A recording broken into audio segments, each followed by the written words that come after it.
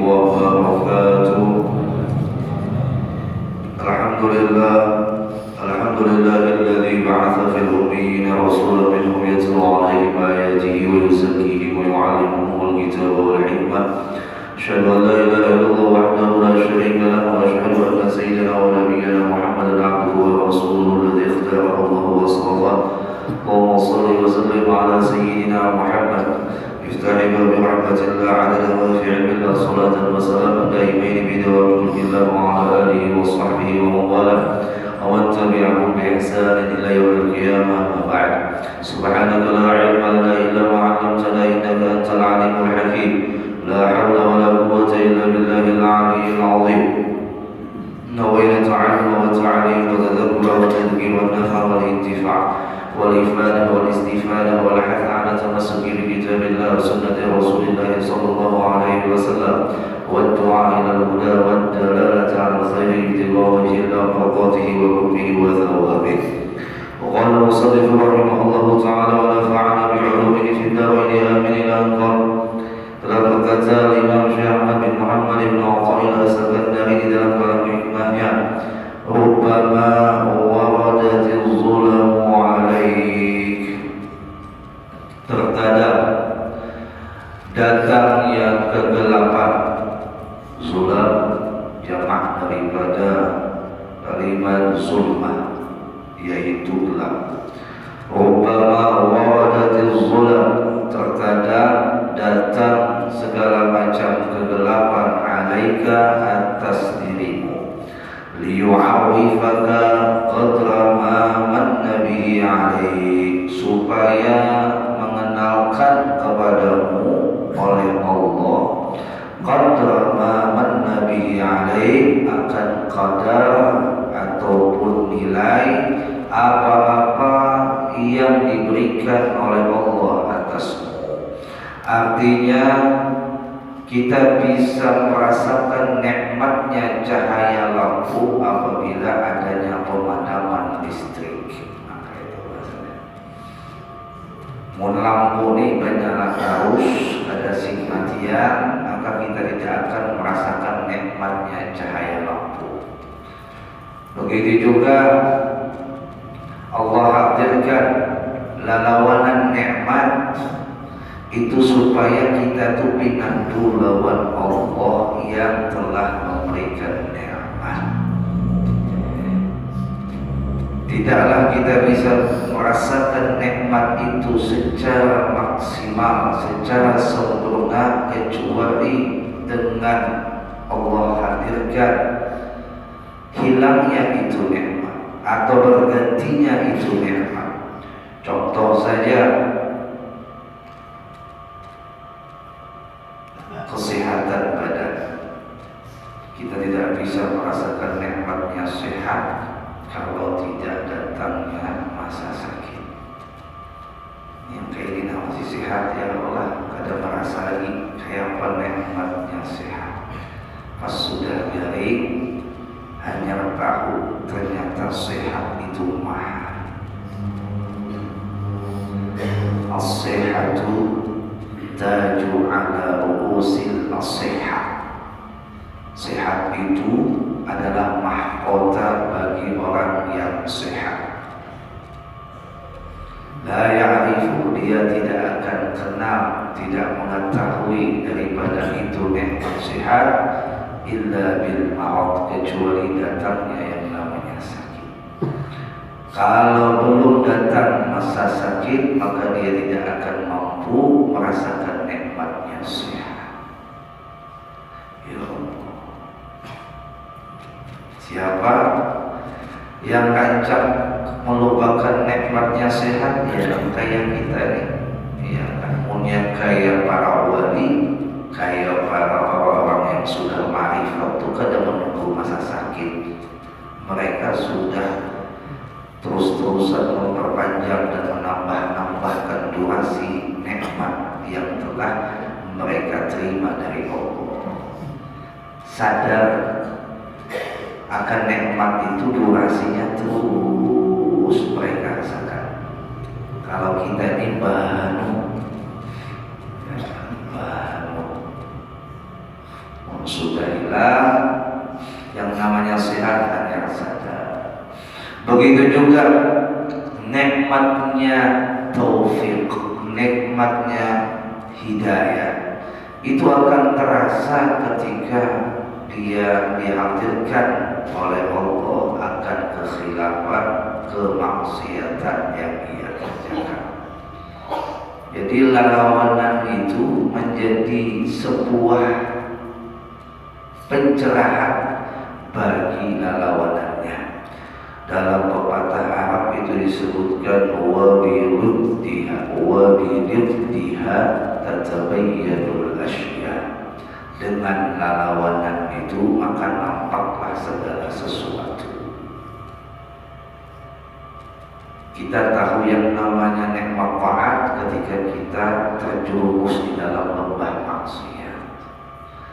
Nah, ketika kita terjerumus di dalam lembah maksiat, baru kita sadar nikmatnya taat, nikmatnya hidayah, nikmatnya taufik. Kasih contoh. Orang ini semasa kebersamaan dengan orang tuanya selalu mengikuti jalan orang tuanya, ikut di dalam majelis, ikut sembahyang ke masjid, ikut berkumpul lawan orang-orang soleh. Dia kadang merasakan itu sebuah nikmat. Pada saat dimana dia melakukannya bersama orang tuanya, meninggal orang tuanya, tatamu lawan kekawanan yang tabawainya dalam pergaulan dengan kekawanan yang kada baik, lalu timbullah rasa ketidaktenangan di dalam hati, sebagaimana dia pernah dapatkan ketenangan itu di dalam pergaulan yang baik. Timbul rasa menyesal, kenapa aku kada kaya dulu lagi, sekarang aku sudah tak kaya ini. Maka dengan hilangnya nikmat taat, merasakan bahwasanya taat itu nikmat dan terpanggil hatinya untuk taubat. Masih ada harapan selamat.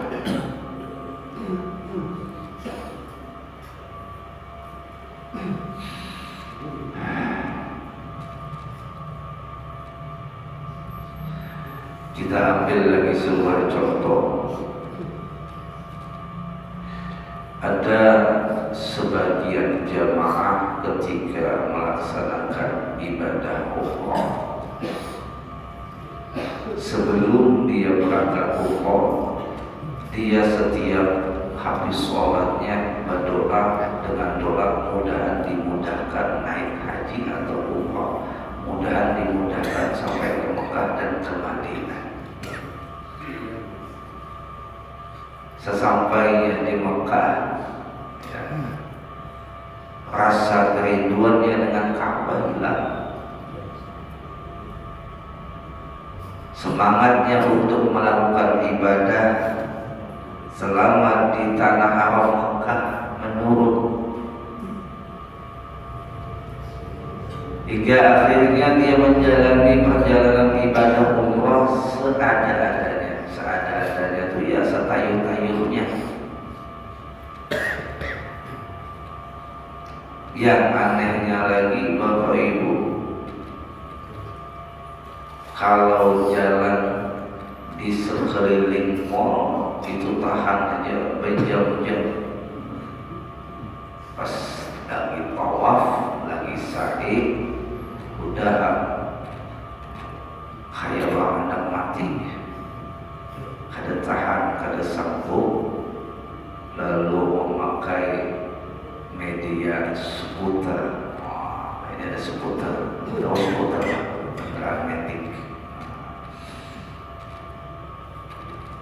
Dia akan merasakan nikmatnya ibadah di tanah haram Mekah yang ia sia-siakan tadi ketika dia sudah pulang ke rumah.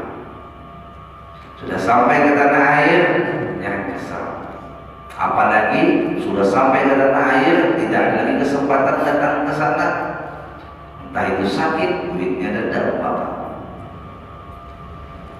Padahal nyamannya sudah ditulangkan orang, ya, disongkosi orang. Tapi sampai di sana ia menyia-nyiakannya, dan dia akan merasakan nikmatnya beribadah di tanah haram Mekah, bukan saat dia berada di tanah haram Mekah, tapi saat dia meninggalkan tanah haram Mekah. Ya Allah, sebelumnya menggebu-gebu hendak ziarah ke Madinah supaya baca sholawat banyak-banyak di hadapan Rasulullah. Sesampai di Madinah, kada ada rasa hendak bersolawat kepada Rasulullah. Dibawa bersolawat pun hatinya lalai, bukan menghadap Rasulullah, tapi menghadap perkara-perkara yang tidak ada hubungannya dengan Rasulullah. Nah, orang yang kaya ini akan merasakan nikmatnya berada di Madinah ketika dia meninggalkan Madinah.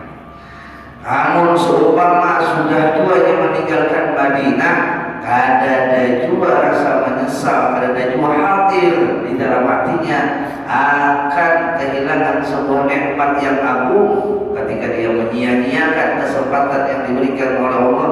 Maka orang tersebut adalah orang gangguan jiwa, gangguan hati, gangguan yang namanya iman dan Islam yang ada di dalam hati. Ada efeknya dikasih oleh Allah dengan tercampurnya nikmat itu, bahwa dia ingat kepada nikmat. Malah setelah dicampur nikmat itu, dia bukannya merasakan nikmat itu hilang, bukannya menyesalinya, tapi malah menjadi lupa dengan Tuhannya. Waliyadzubillah. Nah, jadi ujar Al-Imam Ibnu Athaillah, terkadang kegelapan itu dihadirkan atas dirimu supaya kamu itu dikenalkan akan cahaya. Kegelapan di sini nisbahnya kepada kemaksiatan. Kita ambil saja dalam bahasa maksiat. Orang yang melakukan maksiat itu sedang berada di dalam kegelapan. Dia akan mendapatkan secercah daripada nikmatnya cahaya ketika dia menemukan cahaya, atau sebelumnya dia dapat cahaya dan cahaya itu hilang, lalu dia bisa merasakan nikmatnya itu cahaya. Ya Allah, masa muda, ya, itulah masa yang sangat nikmat bagi orang yang pas berada di masa itu. Dia sia-siakan masa mudanya dengan hal-hal yang tidak berguna, tidak sempat dia duduk di majelis ilmu. Sudah tua lalu menyesal. Menyesalnya apa? Kadang kau kayak orang duduk di majelis ilmu sejam 2 jam sudah sakit kepala, sakit pinggang, sakit apa-apa, ya kan? Tapi dengan dia menyesal itu menghadirkan nikmatnya menuntut ilmu. Walaupun terlambat juga, itu masih selamat daripada kada sama sekali. Ada nini, awas sudah kejadiannya, nini Tuhan pada sini. Jadi tutup Sahih pulik dari habis Besari menuju hotel, berjalan sini siang mana Gumut mana di situ bahkan lantai kami juga main bayi Sidin ditolakkan anak, ya, tapi anak Sidin kada kau umpat oleh sebab duitnya pas-pasan, kawannya hanya menolakkan mama aja sih. Ya aku nih Sidin nangis, Sidin berucap untuk badan saya kami lah kaji. Anu sudah sampai ke Makkah. Aku ini sudah tuha, awak sudah butuh hanya sampai ke Makkah. Anda badan saya ikam tawaf, gagah, sa'i, gagah, ya, nangis. Tapi biar orang seperti ini dalam hati lebih khusyuk menjalani tawaf sa'inya ketimbang orang yang kadang merasakan nikmatnya tawaf sa'i. Lebih khusyuk menjalani, walaupun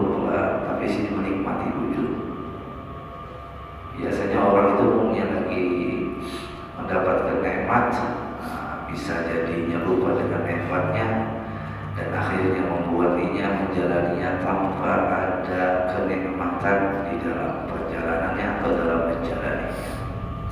Kayak orang tuh habis puasa, nikmat gak ada makan.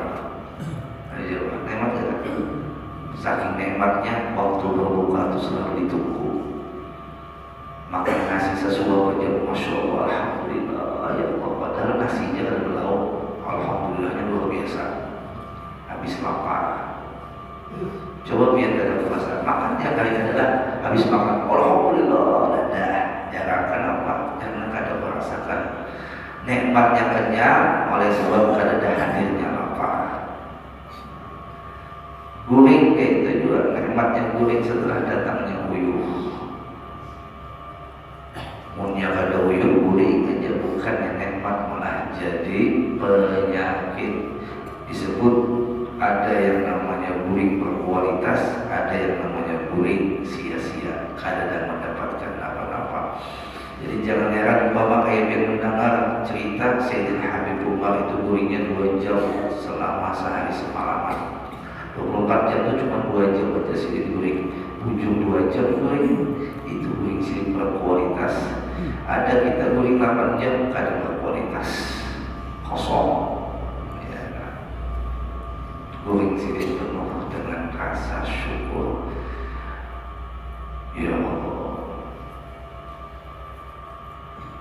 Supaya apa Allah menghadirkan yang namanya kegelapan, yang namanya sakit, yang namanya lalawanan nikmat tadi, supaya kita ini tambah mensyukuri nikmat. Yang kedua, tambah cinta lawan yang memberi nikmat. Namunnya kadang dihadirkan yang namanya lalawanan nikmat, kita tidak akan bisa merasakan nikmat itu, tidak akan bisa mensyukuri nikmat itu, dan tidak akan bisa menikmati nikmat itu.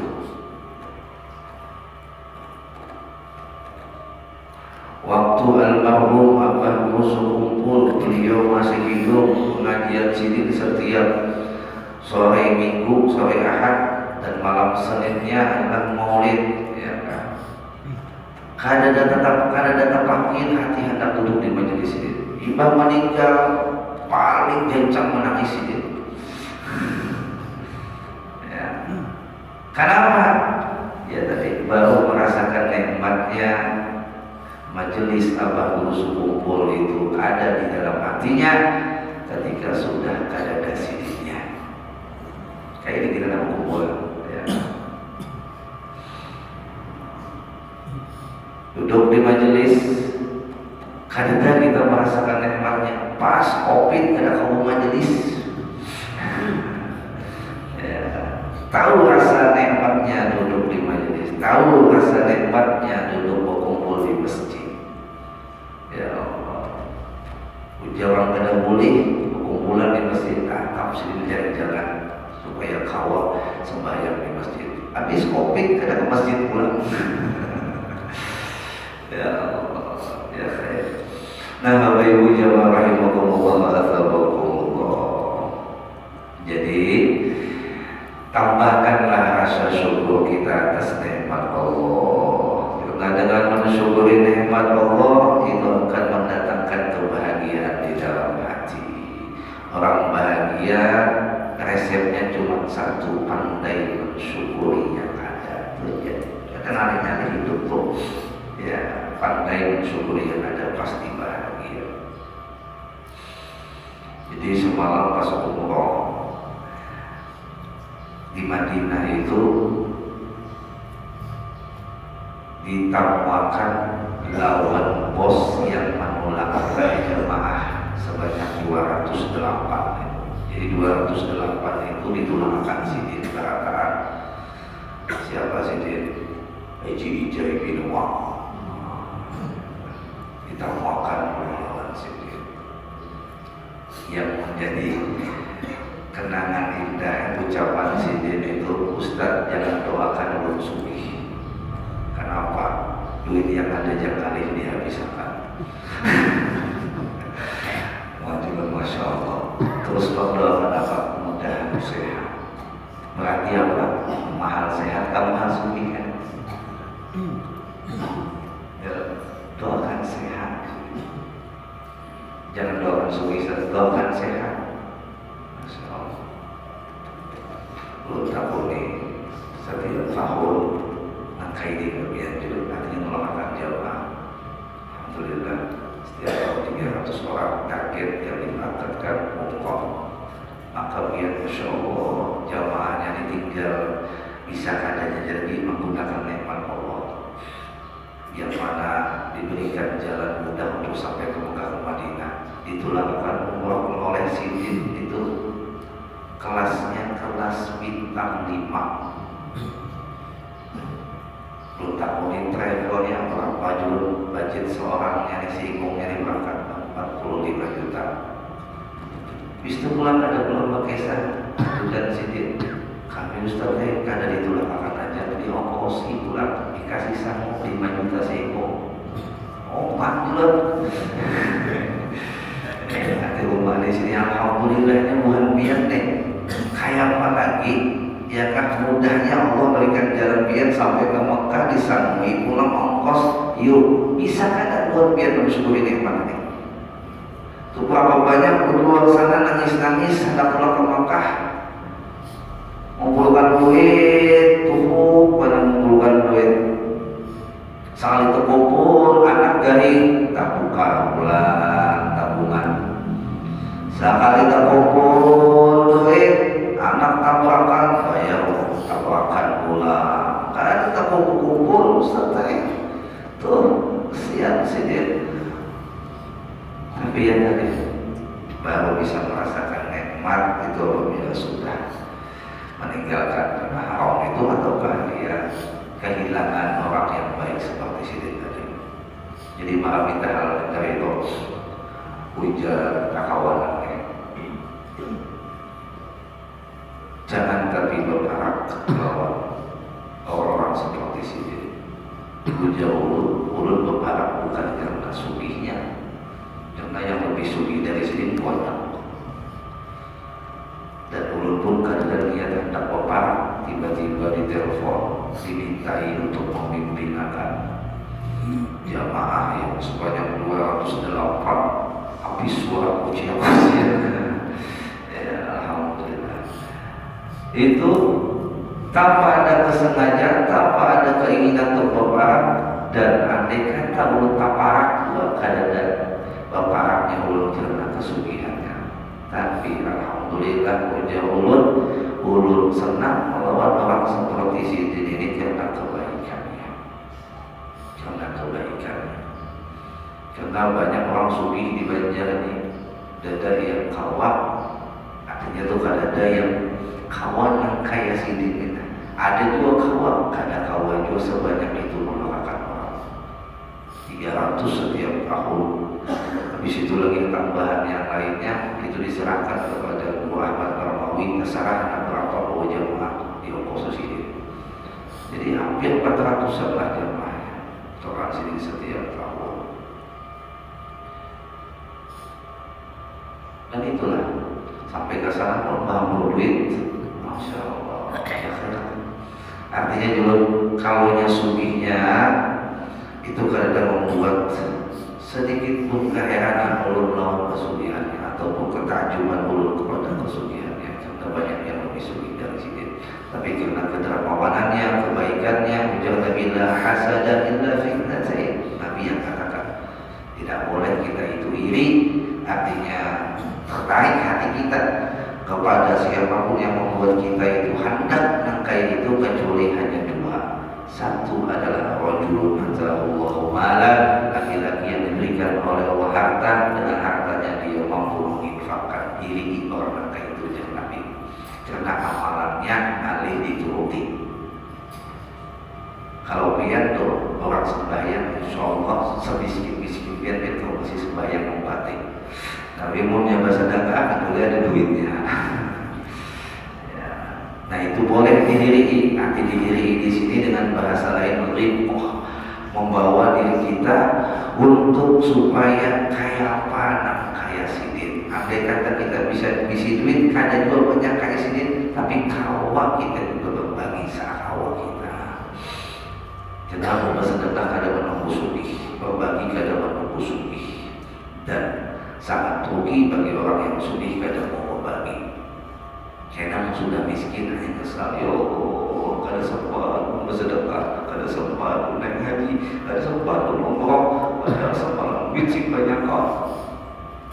Jemaah, makanya jangan pernah takut miskin untuk sesuatu yang membawa keuntungan akhirat, tapi takutlah miskin dan tidak sempat waktu kayanya melakukan sesuatu untuk akhirat. Mumpung biar ada duit, mumpung biar ada kesehatan, mumpung biar ada kesempatan, jangan pernah disia-siakan. Kalau masih kita diberikan kesempatan selanjutnya lalu kita menyesal, masih ada harapan untuk mengejar ketertinggalan, walaupun kadang juga sama dengan orang yang sudah menggunakan kesempatan di saat kesempatan itu diberikan.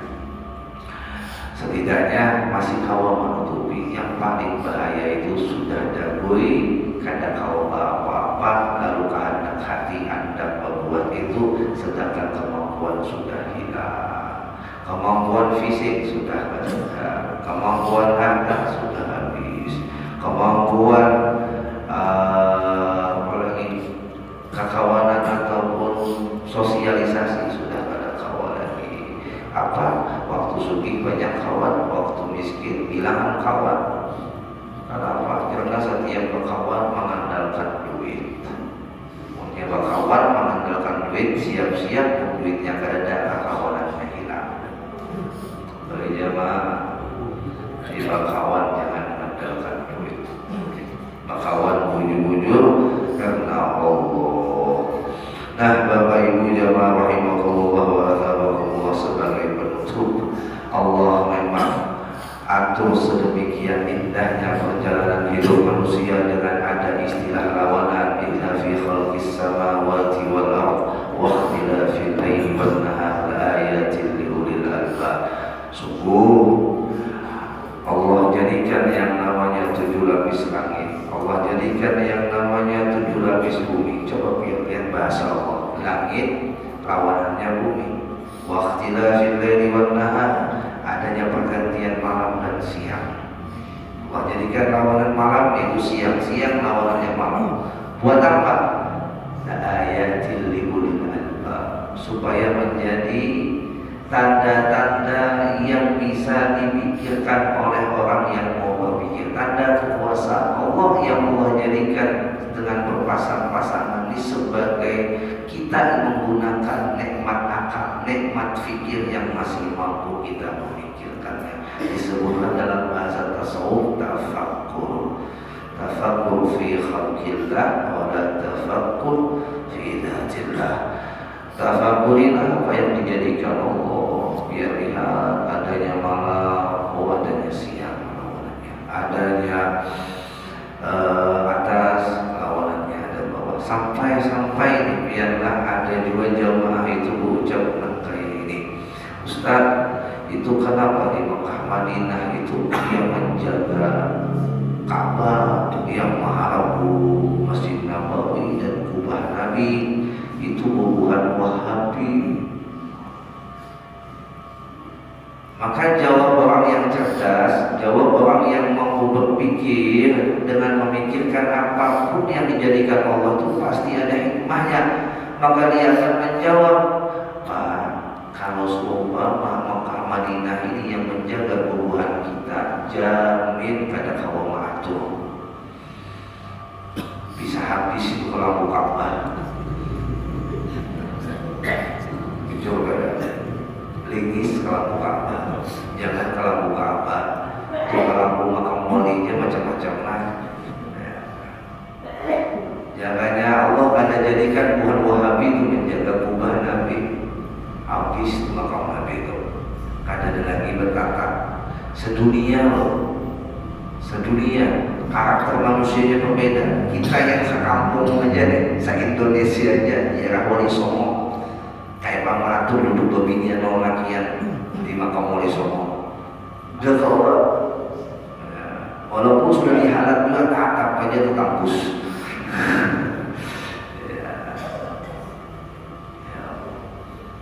Apalagi mengatur manusia yang beda-beda karakter, tak hadapi umpama kita yang menjaga Mekah di Buhan Banjar umpama, tak hadapi Buhan Dengkok, ya, maaf Pak dilarang, kalau bahasa kita lah, maaf Pak dilarang, poin pokoknya. Ya, muhak kita ini kan ada hibauannya. Artinya gini Bapak Ibu, Allah menjadikan segala sesuatu itu pasti ada hikmahnya. Jangan pernah menyalahkan perbuatan Allah. Allah tetapkan itu Mekah Madinah dikelilingi oleh Wahabi pasti ada hikmahnya. Walaupun di dalam hati kita kadang sependapat dengan pemahamannya, tapi kita sedikit banyaknya juga terima kasih dengan mereka. Kalau tanpa mereka ngatur bingung kita. Coba biarlah waktu tawaf tuh ada diatur oleh pembuatnya, yang ngatur kita bisa membuat jamaah itu habis antri Hajar Aswad atau ada yang manjat pinang Ka'bah. Ya.